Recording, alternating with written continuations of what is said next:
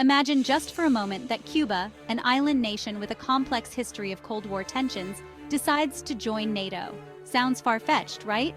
But in the world of international relations, stranger things have happened.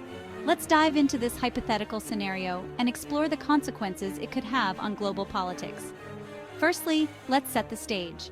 Cuba has historically been aligned with Russia, especially since the days of the Soviet Union.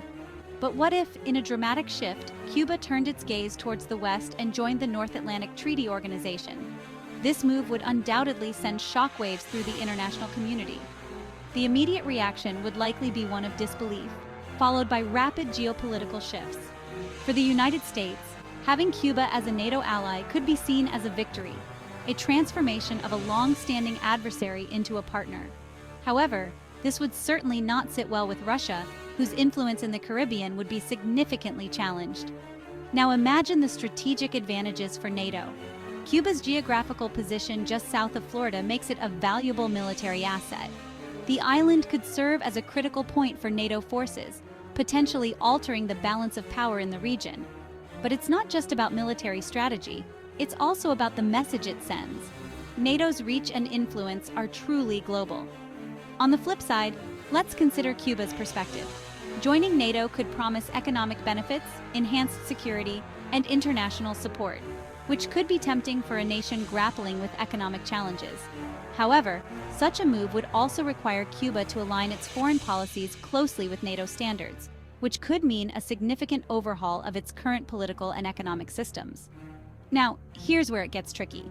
The reaction from other global powers, particularly Russia and China, would likely be swift and perhaps not peaceful.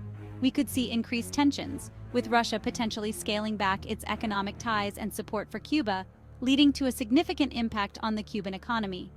Moreover, this scenario could open up a broader discussion about the future of international alliances and the shifting dynamics of global power. Would other nations consider similar shifts? And what does this mean for the smaller countries caught in the crossfire of great power politics? While the idea of Cuba joining NATO is purely speculative, it sparks an intriguing discussion about the unpredictable nature of international relations and the continuous evolution of global alliances. So, what do you think? Could this ever happen? And if it did, what would our world look like? That's all for today's deep dive into the world of what-ifs. Thanks for tuning in, and don't forget to like, comment, and subscribe for more thought-provoking content.